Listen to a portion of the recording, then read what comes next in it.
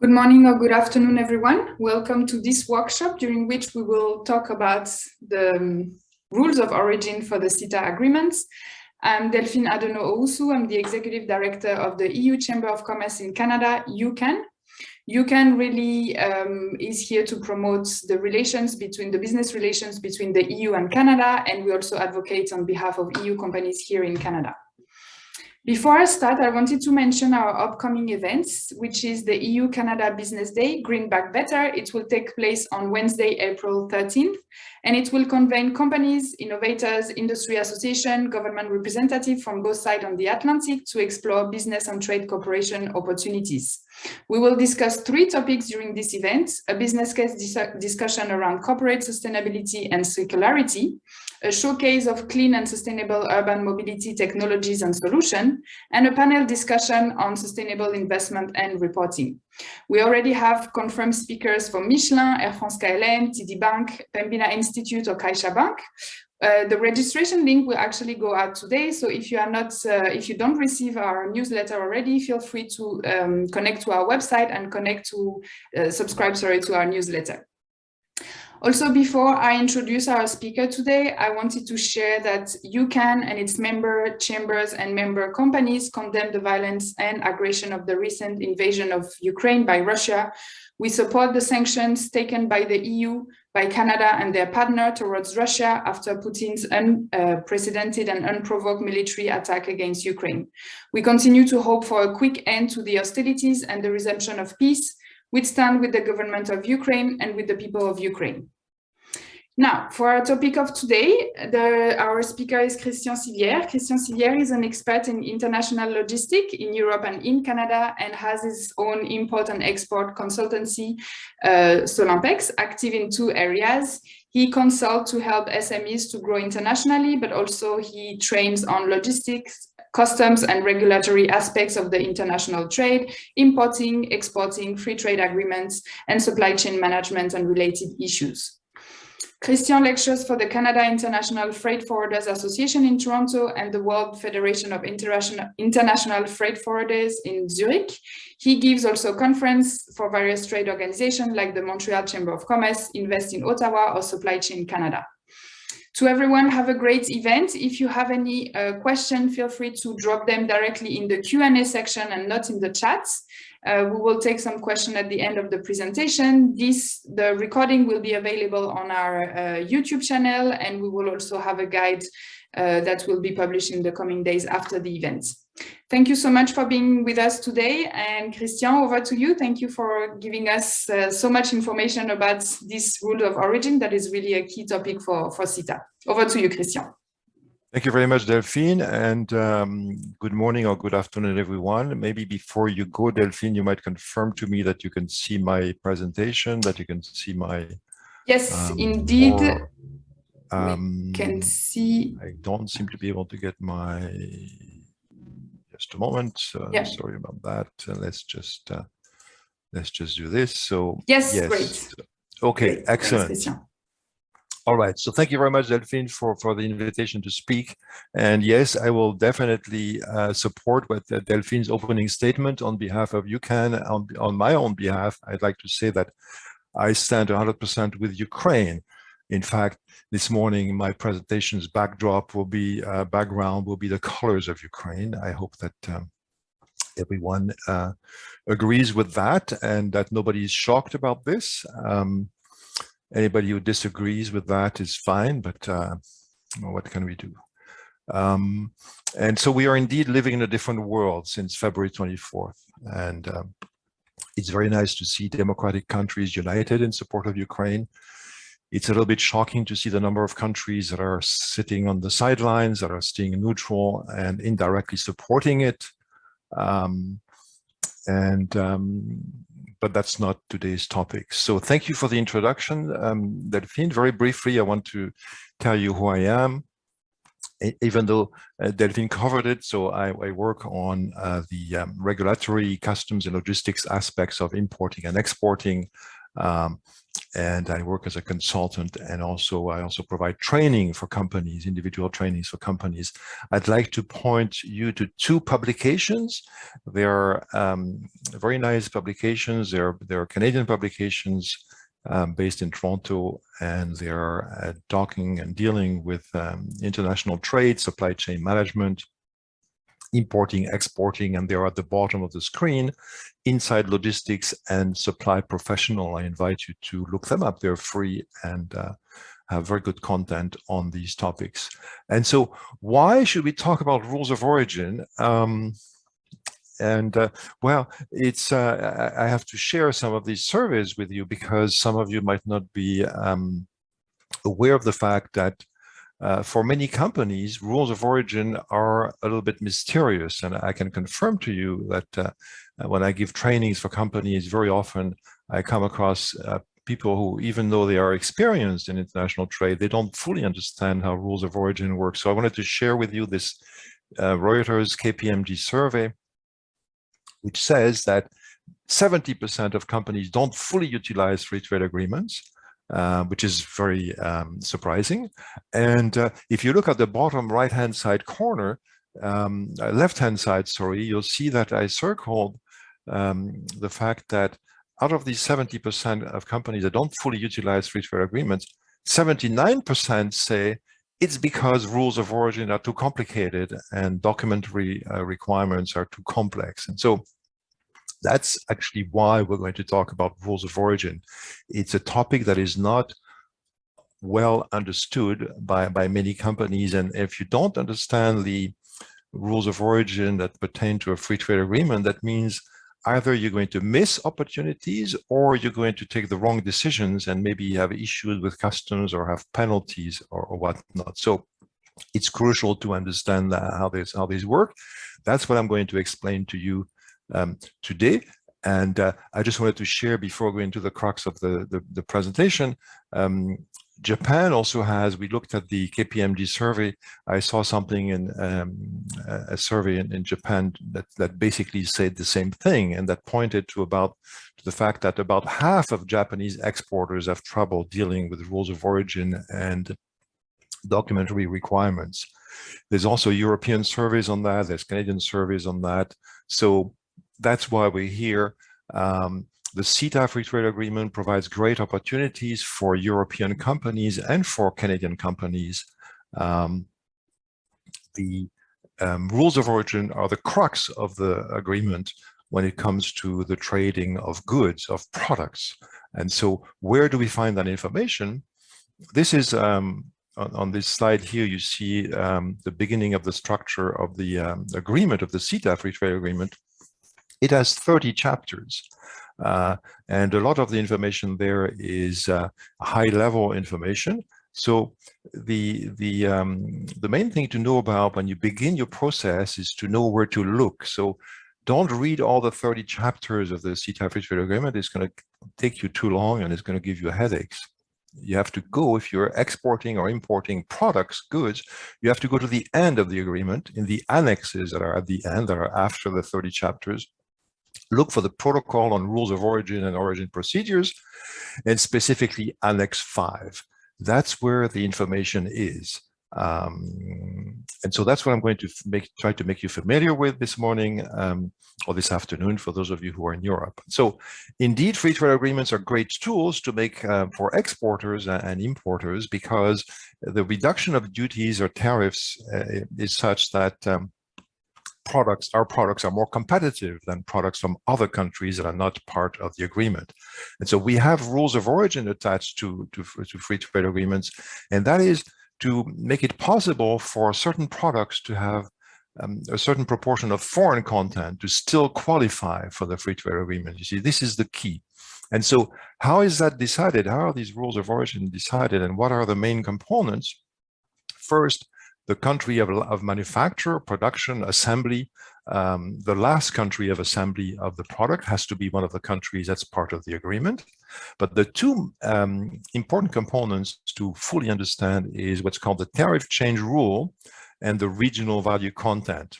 So today, I'm going to explain to you how these things works. I'm at work, and I'm also going to try to demystify all this. This is all technical stuff. I know we're going to look at acronyms. We're going to look at numbers.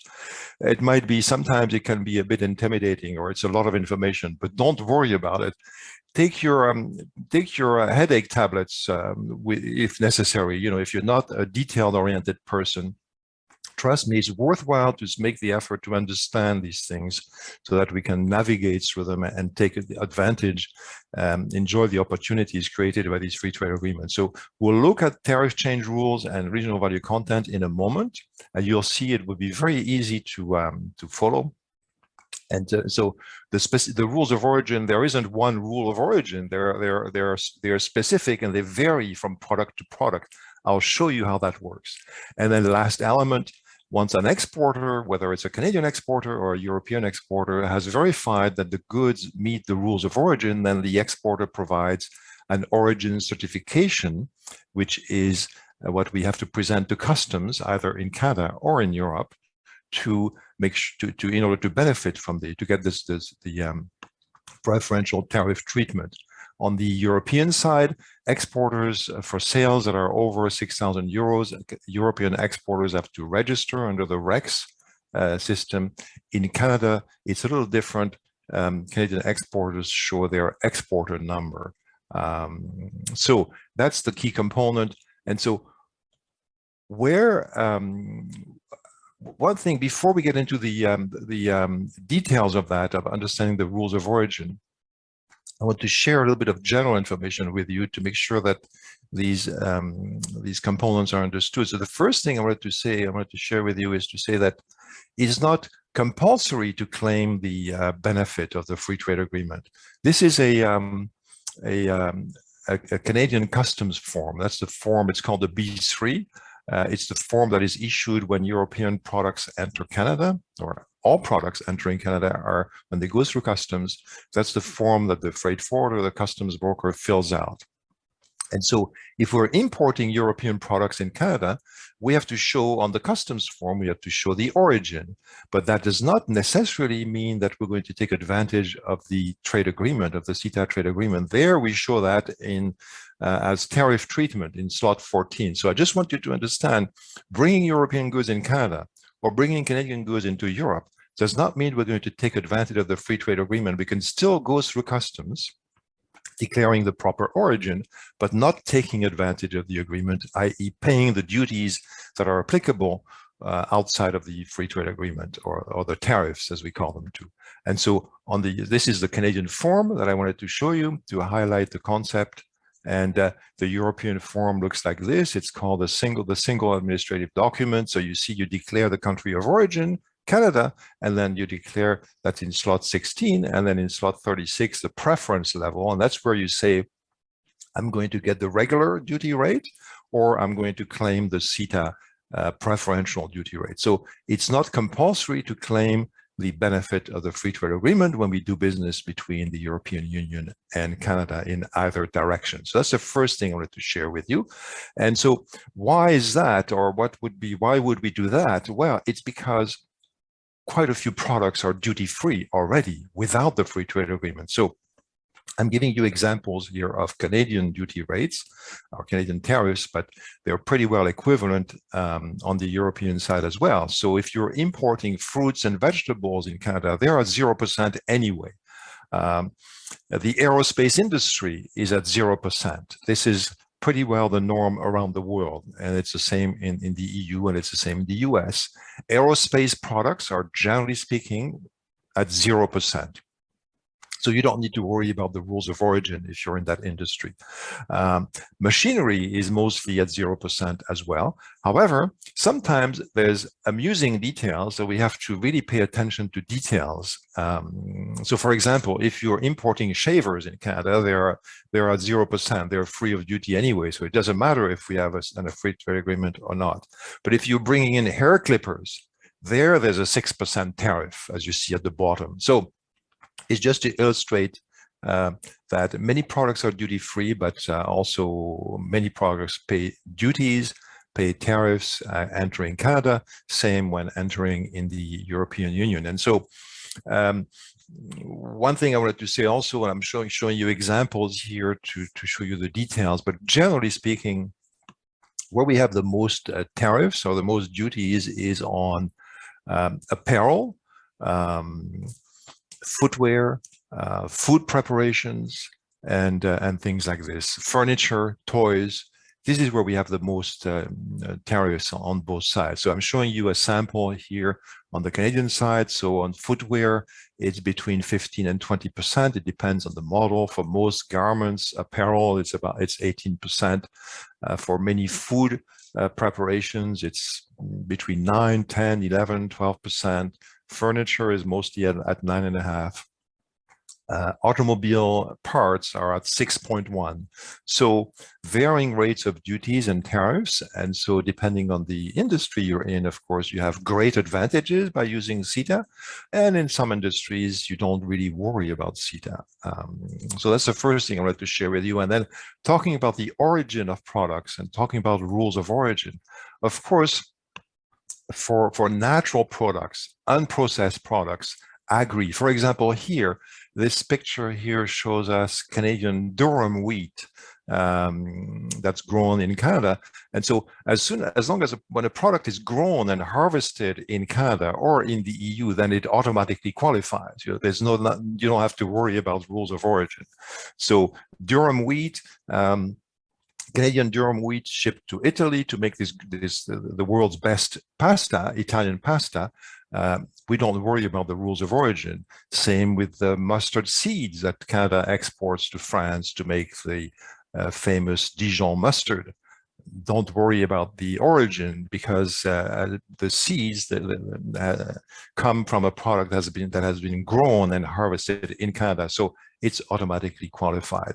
Same with these great clementines from Spain that we enjoy here in Canada, that we've been enjoying all winter. They've been grown and harvested in Spain, so they're automatically qualified. Don't worry about rules of origin for these types of products. Where rules of origin are important is on products that are manufactured, on industrial products, on food preparations where there's a process involved. So anything manufactured, transformed, processed, this is where rules of origin are very important. And they're particularly important nowadays because we all know that globalization has fostered the exchange of goods around the globe. And so thanks to globalization, any manufactured product or most manufactured products, whether they are European or Canadian, they'll have some foreign components, some foreign raw material, foreign parts, foreign components, and so on. And this is what rules of origin are designed to do, is to allow manufactured processed products that have a certain percentage of foreign content to still qualify under the free trade agreement and still get the benefits. And so this is what I'm going to explain to you more in detail. So we talked about, if you remember, we said where to look for the information is in Annex 5, the product-specific rules of origin for the CETA free trade agreement. And there you see it can right away look a little bit complex. And it makes reference to chapters, headings, subheadings, tariff provisions. So this is what I want to make you familiar with. And this is where we need to invest time. We need to invest time to understand what these things mean, what chapter, heading, subheading means. That's what we're going to do today. Otherwise, if we don't take the time to understand that, then we won't make sense out of these rules of origin. You see, this is what a typical rule of origin looks like for tools. You see all kinds of numbers. You see references to headings, chapters, subheadings. Nobody can understand that really if you don't have a minimum knowledge of how it's structured. And this is what we're going to do today. Look at the structure so that you can understand it, decipher it. And so what is that? What is the base or the base of these rules of origin?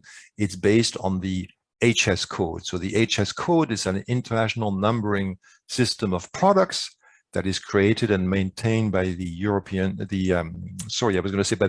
Chamber of Commerce. No, the European Chamber of Commerce does lots of things. The HS code is generated and maintained by the World Customs Organization, located in Brussels.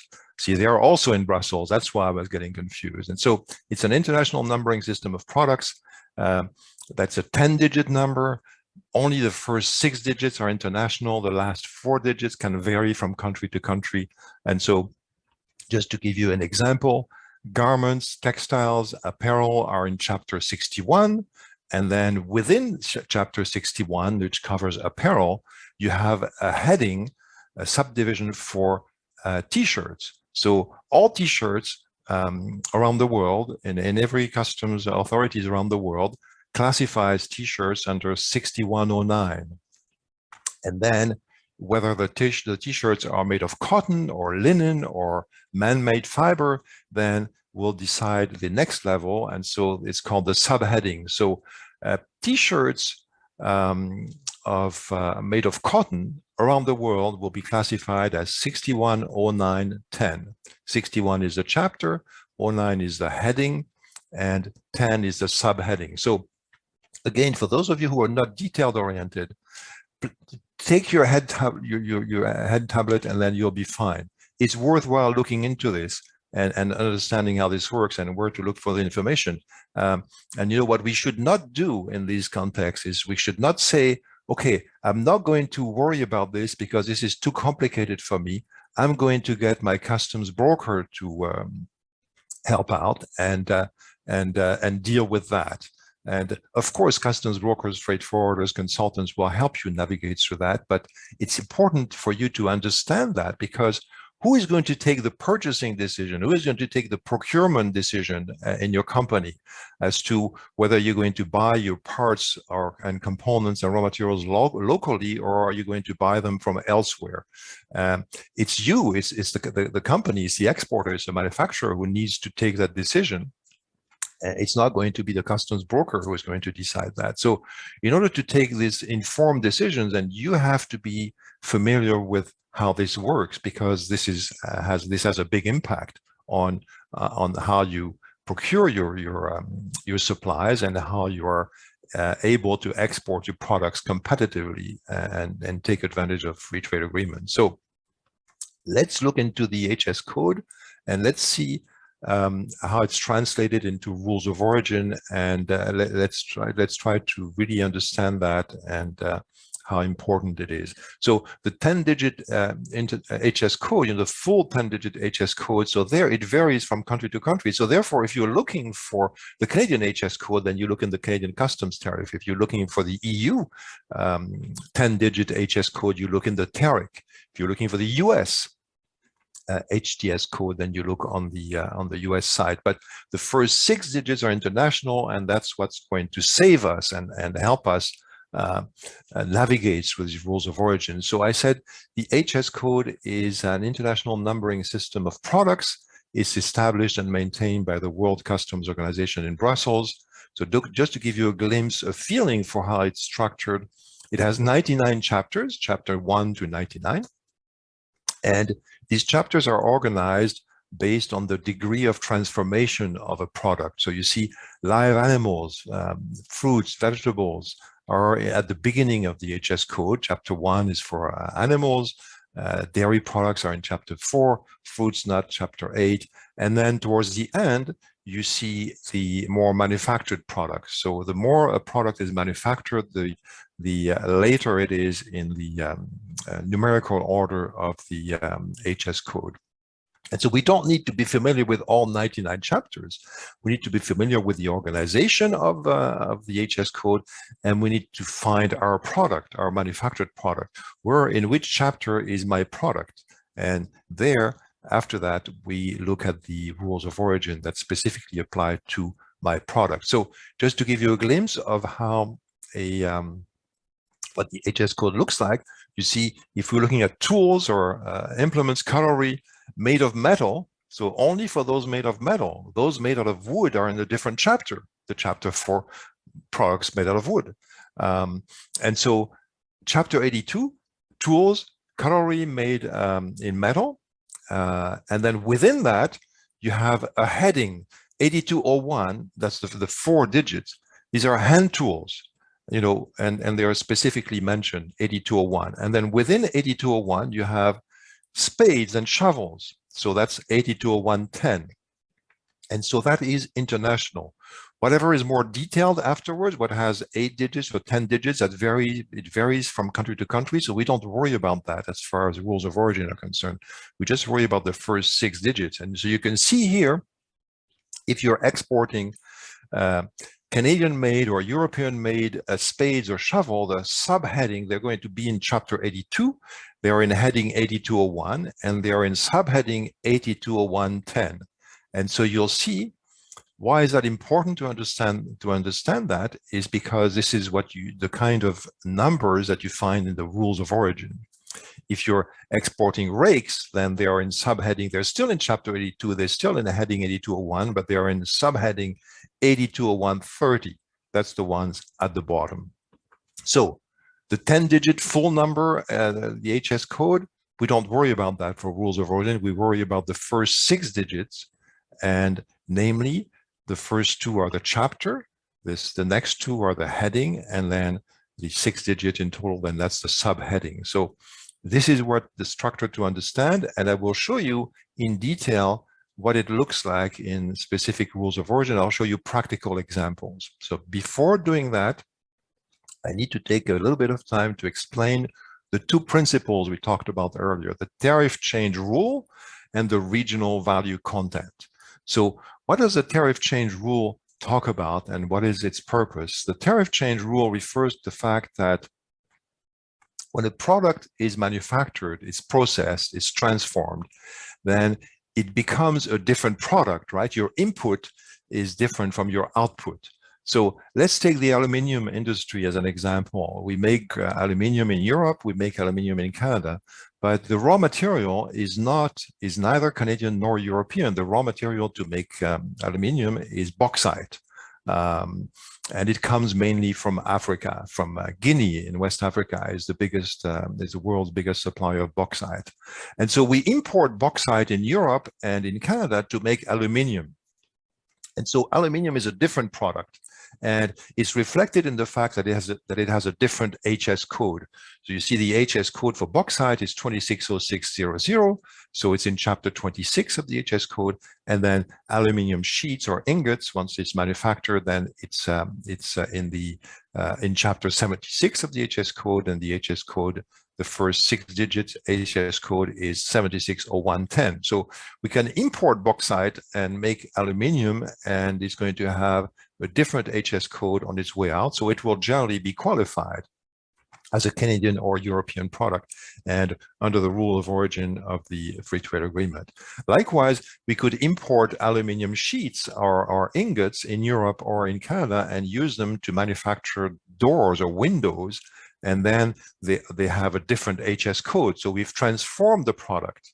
760110 is the code for aluminum sheets or ingots, and then aluminum doors or windows, it's 761010. So it's a different HS code, so we're generally okay. We've transformed our product enough and we generally qualify. Although here, for that example, what's a bit tricky is that we're in the same, excuse me, we're in the same chapter.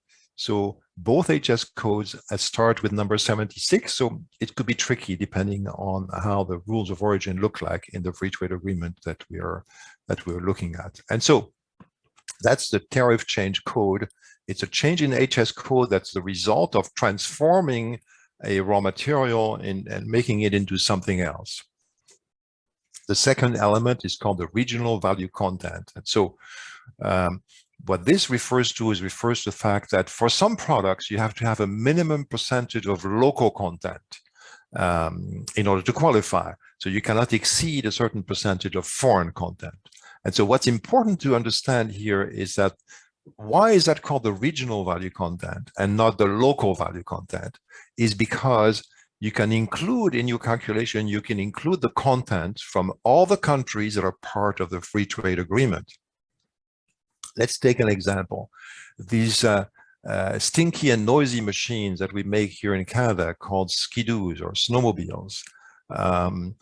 They are made in Canada, in Valcourt, Quebec, actually, to be precise.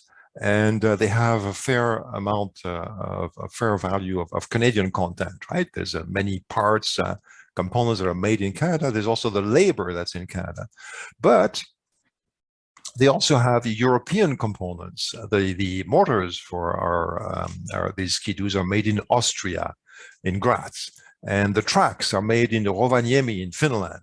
So what does BRP do, Bombardier Recreational Product, when they calculate their content under the CETA Free Trade Agreement, their qualifying content, then they add the Canadian content as well as the European content, and that gives them the percentage. So this is how the regional value content works. If BRP, if Bombardier is exporting these skidoos in the US, well, then it's different. Then they cannot add the European content, but they can add the US content and the Mexican content, because Canada, the US, and Mexico are part of a free trade agreement. So this is how regional value content works.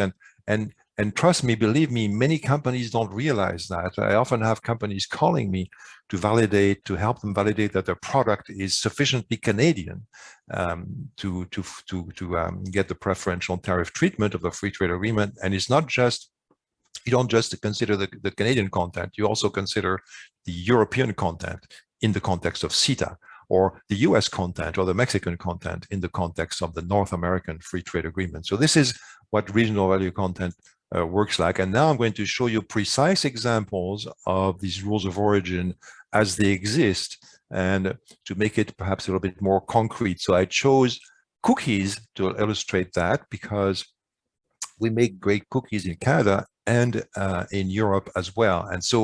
And I'm going to use a NAFTA rule of origin here, simply for the sake of illustration, because it's the easiest rule of origin you can think of. And so it's a good way to understand the concept. So the HS code for cookies is 1905-90. There is not a rule of origin for 1905-90. There's a rule of origin for 1905. So any products that fall in this 1905 heading in the HS code, so be it cookies, pastries, breads, crackers, etc., the rule of origin says a change to heading 1905 from any other chapter. That's what the rule of origin says. It's the simplest possible rule of origin you can think of. And so what does that mean in practical terms? It means that when you make your cookies in Canada, if you're a Bridor in Boucherville, or there in Kitchener, or Biscuit Leclerc in Quebec City, you can actually import all the ingredients. You can import your flour, your cocoa beans, your sugar, your butter, your salt. All the components, all the ingredients can be imported. And the key here is that you mix them and bake them in Canada, and then they'll qualify for the North American Free Trade Agreement, because, that's because the ingredients are not in the same chapter of the HS code as the finished product. So this is how this rule works. So it just refers to the transformation of a product. It does not refer in any way to the content and to the nationality or the origin of the content. So that's an important element to understand. Many rules of origin for many products are structured that way. So what you cannot do, for example, here, you cannot import cookies, import cookies, let's say from Turkey, import cheap cookies from Turkey, and then just add the chocolate chip in Canada and then send it to the US and qualify for NAFTA. No, you can't do that, because when you import your cookie, the HS code is 1905-90. So it's in the same chapter. So you have not transformed them enough. And so that's the NAFTA rule. It's extremely simple. I think it's good. It's nice to use it for illustration purpose. I'm going to show you the CETA rule of origin for the same product. And so there you see, this is where the complexity of free trade agreements come in, and it looks extremely complicated. It looks like it might even give you a headache if you look at it too closely, but don't worry about it. Let me help you navigate through that and understand that. It's very easy. So the first line, the change from any other heading. So it's the same as the NAFTA one. It means you can bring any ingredients in from overseas, from foreign countries, as long as you're not in 1905 of the HS code. And then there's provisions about the the net weight should not of headings 1006 to 1101. So that refers to the flour. So if it's wheat flour, for example, or corn flour, etc., you cannot have more than 20% of it as foreign. So not a huge deal. And then if you look at B, it refers to sugar. So you cannot have more than 40% of your sugar as imported sugar coming from a foreign country, not part of the free trade agreement. And then C refers to dairy products. And then, so you cannot have more than 20% of foreign dairy product as ingredient of your cookies in the context of the CETA free trade agreement. So you see, they look a bit sadistic and a little bit like they're unnecessarily complicated, but that's the results of discussions, of negotiations. For example, in this case, I happen to know, and I'll share it with you, that part of the CETA negotiations, which, as you know, took several years, the European side was concerned about the sugar content, because in Canada, we don't produce our own sugar, contrary to Europe. Europe has a local sugar production. In Canada, all our sugar is imported. So therefore, on the European side, the negotiators wanted to limit the quantity of sugar, because by definition, Canadian sugar is imported sugar. We don't have our own sugar in Canada. And then likewise for C, you know that in Canada, we want to protect our dairy industry. So we wanted to limit, the Canadian negotiators wanted to limit the amount of quantity of imported dairy ingredients. So you see, this is where some of these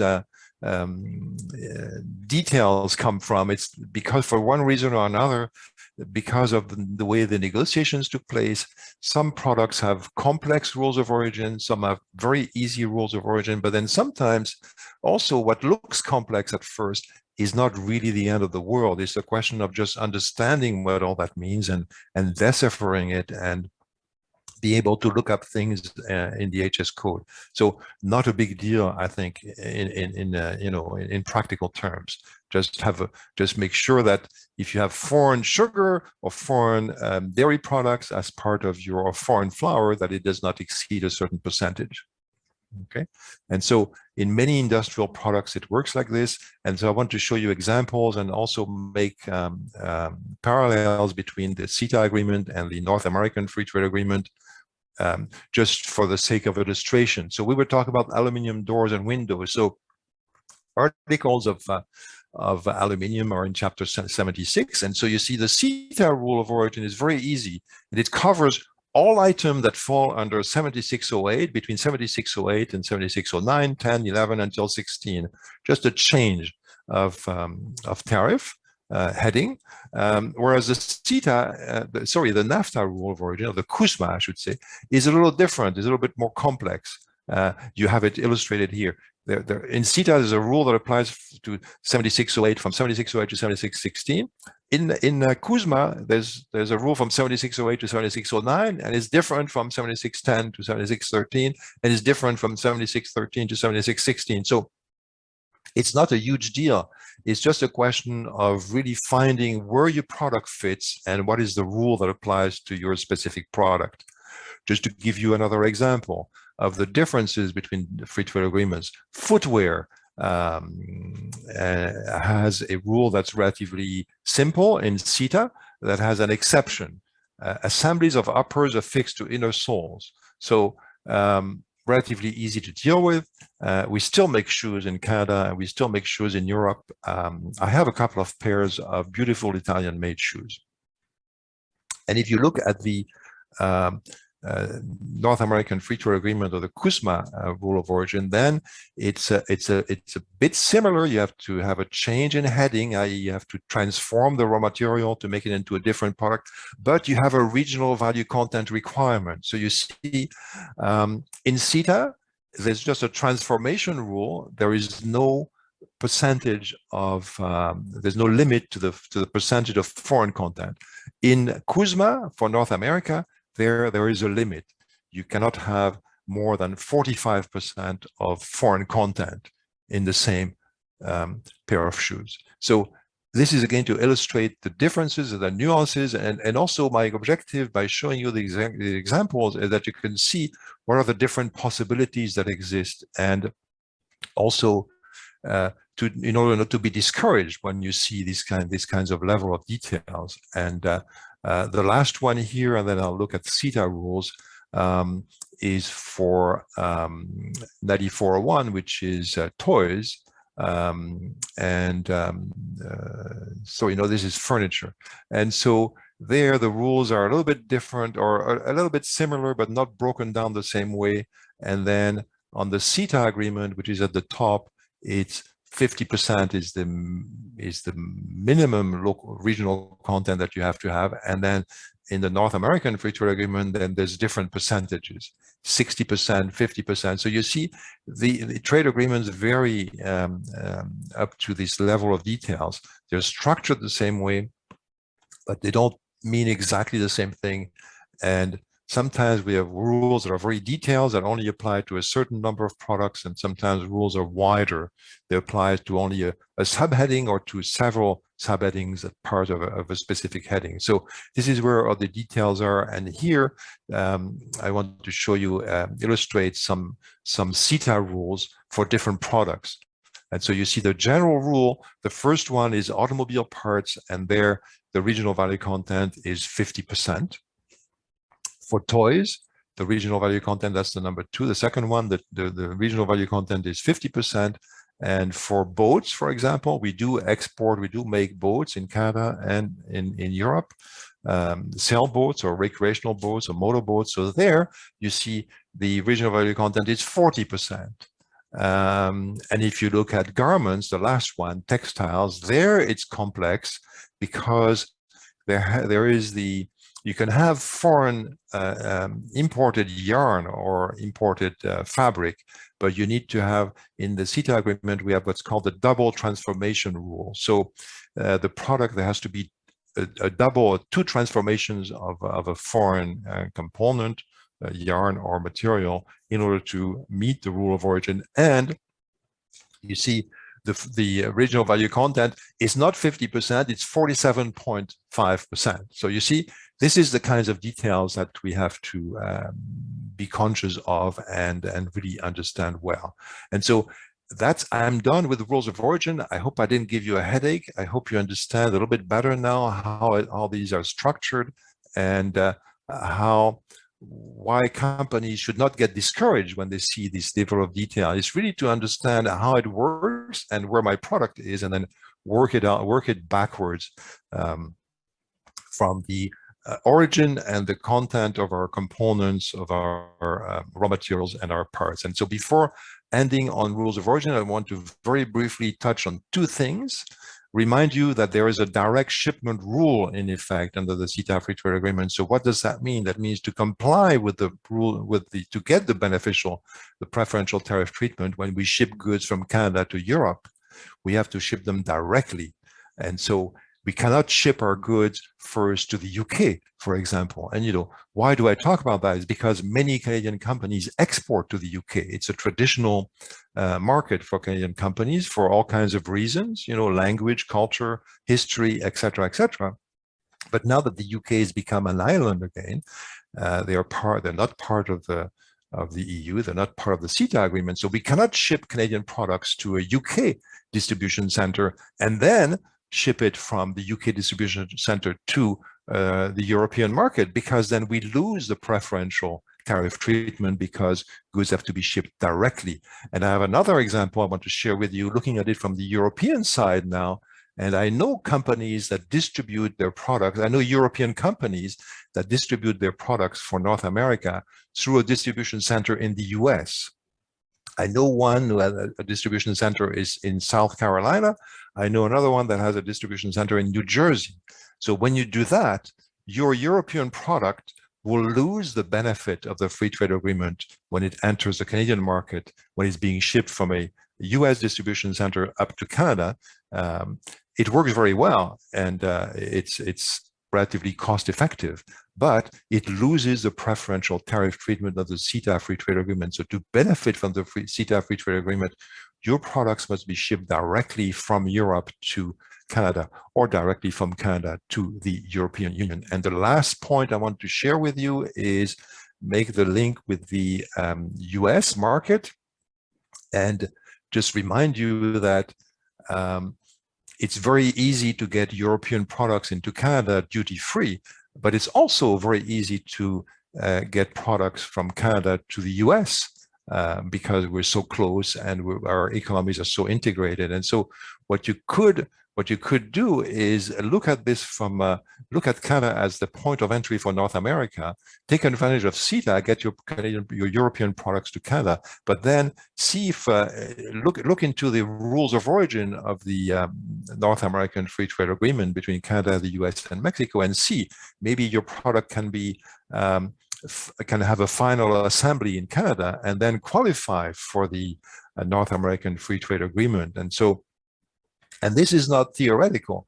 I have a company, I'm working with a company right now who is doing exactly that exercise, trying to figure out how to bring their products to Canada, do some assembly in Canada in order to qualify for the USMCA or the CUSMA agreement and get their products into the US duty-free as well.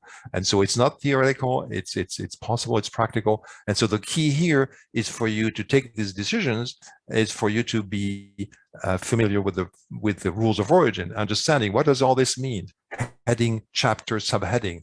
And so hopefully, as of today, you understand that better and you'll be able to take better informed decisions to take advantage of all these free trade agreements that exist. So this brings me to the end of my presentation, and I'm certainly hoping that you found it interesting, and I thank you so much for your attention, and I'd like to hand over the microphone back to Delphine so we can have a dialogue, and I'll be happy to answer your questions, of course. So thank you again for your attention, and all the best. Delphine, over to you. Merci, Christian. Thank you very much, Christian. Indeed, very well, technical, but very useful, I guess, for companies. And I would like to take the advantage to tell our audience that we actually already did a webinar with Christian last year about using Canada as a kind of platform also to go to the US. So there's a recording of that, of this event. And there's also a guide developed on our website. So you can check on our website, ucan.com, in the CETA section. So feel free to go there and get other information. Christian, we just have like one comment and one question in the chat. I think it was at the beginning from John, if you are still here with us, John. So why would one not claim the benefits of the treaty? I think it's when you were mentioning at the beginning a few aspects, and then the other one that maybe is of the interest of everyone. Where do we find the duty rates? Yes, so the duty rates in Canada, you find them in the Canadian Customs Tariff. So just look up CBSA, CBSA Tariff 2012, and in the on the European side, the duty rates in Europe, that would be in the Tariff. The portal to find that is the Tariff. That's where you'd find it. There's a tool. I mean, in Canada, we have a tool. We have a tariff finder tool that's been developed by Global Affairs and BDC, but it's really just a quick reference guide. It's not really the source of the information. So you could find some duty rates that way in the Canada Tariff Finder. But the official source of the information really is, for the Canadian side, it's the CBSA Customs Tariff. It's available online. It's free. And there, to navigate through that, what you need to do, you need to understand how the HS code works. And because then you'll find, when you open the Canadian Customs Tariff, you'll find the 99 chapters of the HS code. So you have to see, where is my product fitting in there? And as I said, yes, go ahead. No, yeah, I would like to also add, and actually I would share my screen. I would like to add one information. So I don't know if everybody can see my screen, but this is the tool that the EU Commission developed. It's called Access to Markets. And again, with the HS code that Christian took us here, you can really have information. So you will enter your HS code here, the country that you are exporting from and the country that you are importing to. And then you will have really detailed information around tariff, taxes, rule of origin, product requirements, trade barriers, etc. So this is a very useful tool that has been developed by the European Commission. And regarding this, even though it's not the subject, but there's also the same kind of tool regarding procurements. So it's called Access to Procurement. So feel free to also check this. There's a lot of information on this website. I can share the link in the chat also for you to see. I don't know if there are other questions from the audience. I mean, feel free to take your technical or not so technical question to Christian. We still have a couple of minutes, so feel free. I will give you time to maybe type. And I don't know, Christian, if you want to add something on Rosa. I don't know if you've ever even used it or. Well, I think yes, I'm using it. I think there's a what it is that certain features are not available outside of the EU. So yeah. So yes, this is a great site and to be used. And so yeah. So really, as I say, if you have questions, I'll be happy to answer them. Or if you want to share any experience you've had, and I really just to summarize what I said and to sort of insist a bit on that is that we've seen these rules of origin they look extremely complicated. They look extremely hard to navigate through. It's really a question of taking the time, look at the details, understanding the structure, where to look for the information, and understanding, these chapters, these headings, these subheadings. It sounds like gibberish, or it sounds, but once you see what it relates to, and it's not so difficult to navigate through them. And it's really important to do the exercise, because then if you don't do the exercise, maybe you'll miss opportunities, or maybe you'll do false declarations. You don't want to sell your products, export your products, and then make a false statement on the origin certification. And I mean, it can happen. And also is going to help you take your sourcing decisions, take your procurement decisions, and understand, okay, I can have a cheaper foreign raw material as long as I transform them enough. And so that's, I think, the key to navigate it through them. And then, and as I said at the beginning, customs brokers, consultants, freight forwarders can help you with this, but they're not the ones who are responsible in the end. You are the responsible, the manufacturer, the exporter. It's your, from a compliance point of view, it's you who is on the hook if the information is incorrect, or if your product does not qualify, or if you cannot prove that your product qualifies. So that's why I think it's important to take the time to look into that ourselves for our own benefit. Yeah, thank you, Christian. So I don't think there's any question. Obviously, if you have question after this event, you can contact me or contact Christian directly. Or if you contact me, I will put you in touch with Christian. I just wanted to remind the audience of our coming event, which is a big event again, EU-Canada Business Day. Last year, our edition was on tech issues. We had more than 500 participants registering from Canada and from the EU. This year, we will really discuss around net zero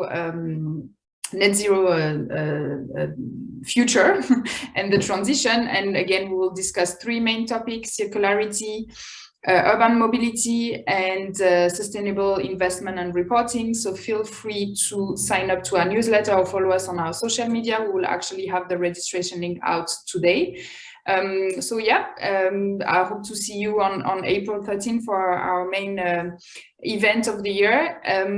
Christian, thank you very much. You are always very valuable to our companies and to our partners, because indeed CETA is a huge book like this, and it's very hard to understand the details. So I think that was very useful today.